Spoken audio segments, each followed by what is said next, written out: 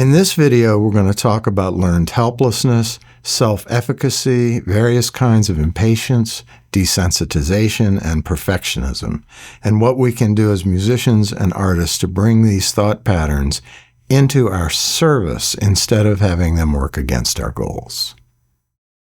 Have you ever heard of what happens to an elephant in captivity? The trainer ties the baby elephant, which has yet to develop its physical strength, to a post or sturdy tree, and it can't pull itself loose.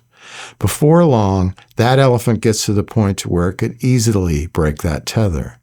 But by the time it gains the strength where it could set itself free, it has already learned that it can't. This gigantic, super strong, and magnificent being is suffering from a case of learned helplessness. Learned helplessness is the thought pattern that one is powerless to control a situation. But the really weird part is that it's not really real. In the case of that elephant, it only thinks it can't move. Now, this can be the result of a number of different stimuli. It could be a kind of trauma. It could be a lack of skill development. This is what happens to many of us. I think most of us, really, whether in one key area of life or in an all-encompassing way. How can we cope with this and fight these debilitating thoughts? I've been doing morning pages recently to try and clarify some goals for myself. And this came up for me this morning. What might have been the impetus of this issue for me? Was it the loneliness of living isolated in the country when I was an infant? Could it have been the way I was bullied as a young child?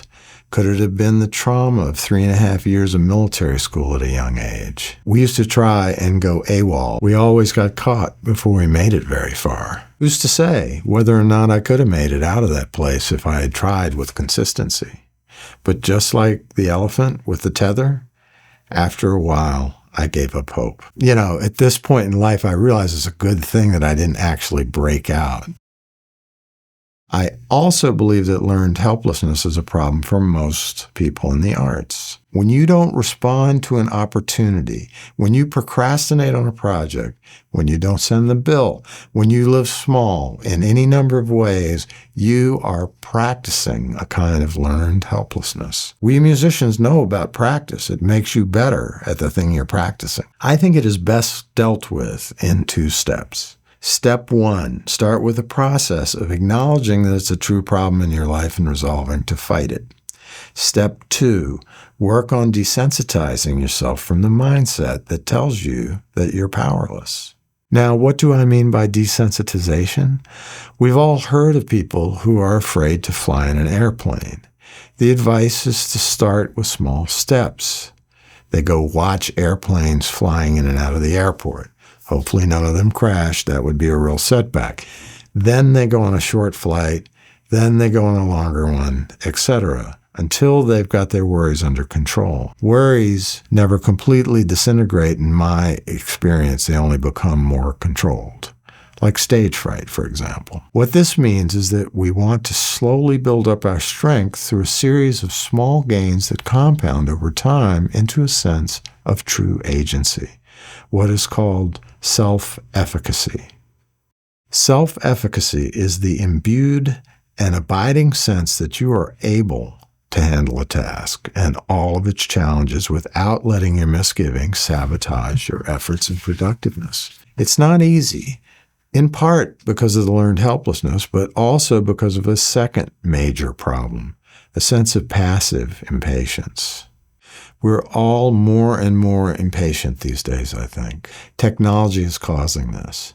At the same time, technology causes a listlessness that comes from having a passive experience ready at all times and designed to keep you immersed. I'm thinking TikTok, social media, Instagram, shorts, but also keep in mind the opposite thought. The right kind of impatience can be a superpower. Remember our elephant, whose impatience gave way to passivity and so is trapped only by their own thoughts. Passive impatience can amplify the negatives of impatience through a lack of follow-through, a lack of motivation, and a sense of hopelessness. Here's what I've been telling myself recently. Let go of the idea that there will be a time for you to do a thing you want to do. Whether you're 16 years old or 106, it's urgent. Be actively impatient.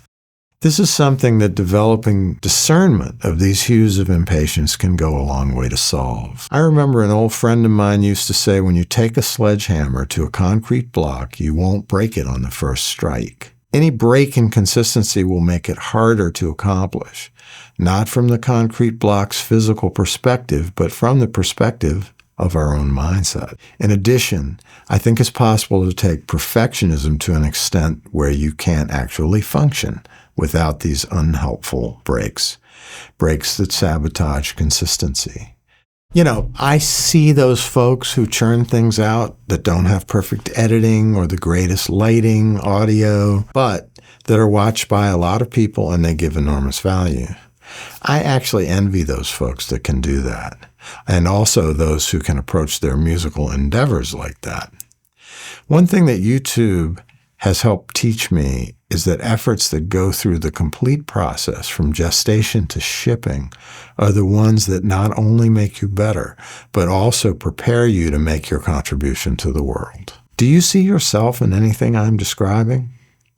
I think we all notice that in our artist's world, most of us are struggling, and that few of us are truly thriving.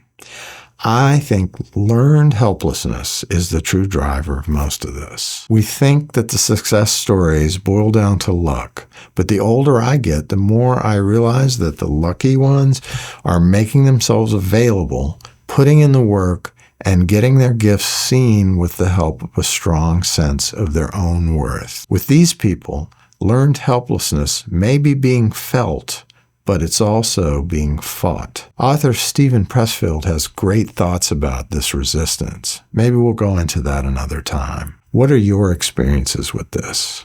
I'd love to hear about it.